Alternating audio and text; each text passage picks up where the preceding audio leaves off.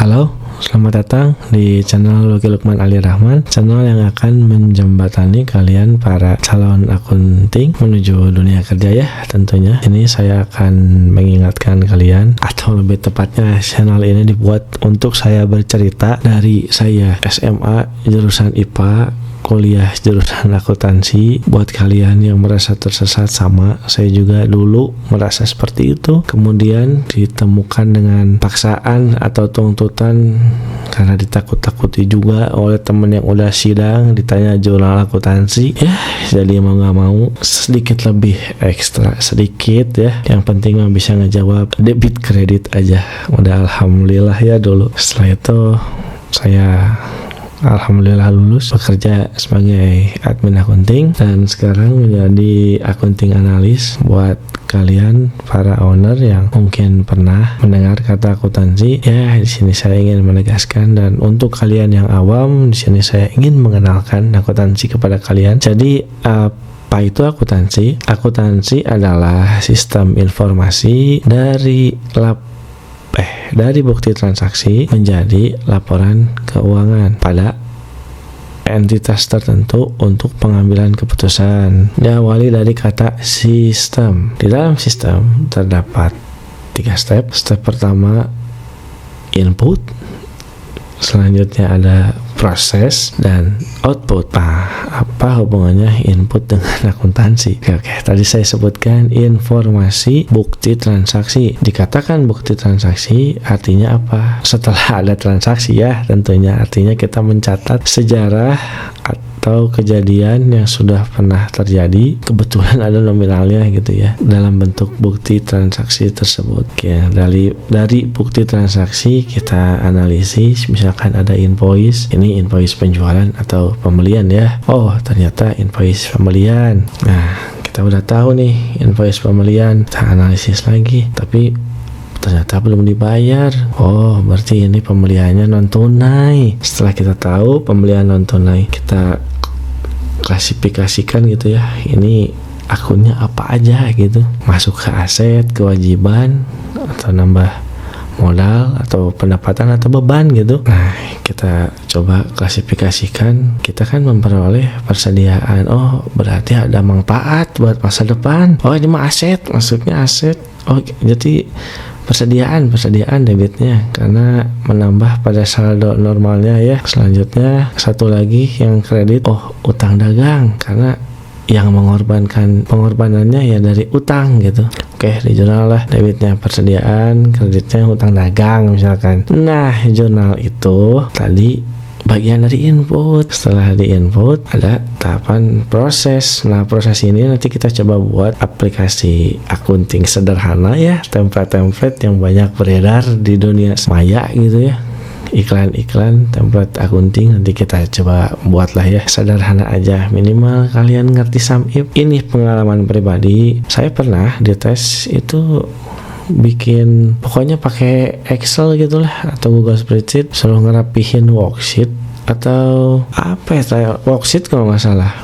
Jadi kalian jangan gaptek, maksudnya maaf ya, bukan menghina untuk yang belum memilikinya. Di HP juga walaupun nggak enak gitu, coba aja lah dipelajari gitu. Siapa tahu kalian seperti saya ada tes kerja seperti itu. Kemudian dari aplikasi Google Spreadsheet tersebut kan bisa terotomatisasi gitu, yang akhirnya pada tahap ketiga menghasilkan outputnya apa? Laporan keuangan. Nah, laporan keuangan berarti isinya apa? Isinya ringkasan dari bukti transaksi setelah kalian analisis dan klasifikasikan melalui jurnal ya. Ya, intinya mah sejarah yang ada angkanya gitu diringkas di laporan keuangan. Kalau menanyakan saldo, oh laporan keuangannya, laporan posisi keuangan akhir periode atau awal periode. Kemudian kalau nanya sudah berapa jumlahnya, oh ini mah di laporan rugi laba.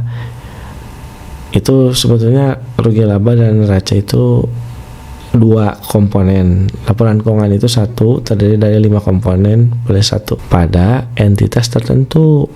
Siapa yang menjalankan bisnisnya, pribadi kah?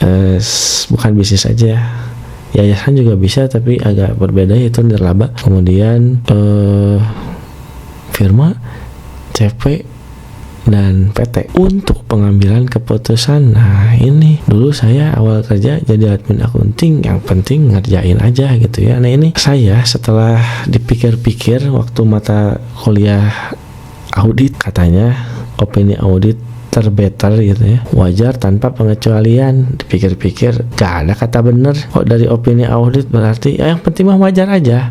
Dan saya pengalaman juga kalau ngejurnal, karena gimana ya, isi kepala misalkan saya ngelanjutin dari kerjaan yang sebelumnya, padahal di tempat kerjaan yang berbeda tapi kok beda juga gitu. Wah, kayaknya memang penjurnalan agak subjektif sih. Makanya opini audit wajar tanpa pengecualian, yaitu kata wajar itu ya, supaya mendekati atau ada pedomannya ya, kita pakainya PSAK seperti itu sih. Jadi kalian nggak usah panik lah kalau disalahin sama atasan atau yang senior gitu. Sok we kalian pindah kerja, padahal perasaan sama, ini peruntukannya buat ini. Misalkan ada yang bilang beli makanan buat konsumsi, tapi ada yang bilang ke rumah tangga. Itu aja lah contoh sederhananya. Nggak percaya ya sok kerja dulu, nanti sama saya kasih tips lah waktu gimana, apa yang perlu disiapkan dalam bekerja. Saya juga kebetulan pernah lah menginterview, pernah ngelatih juga.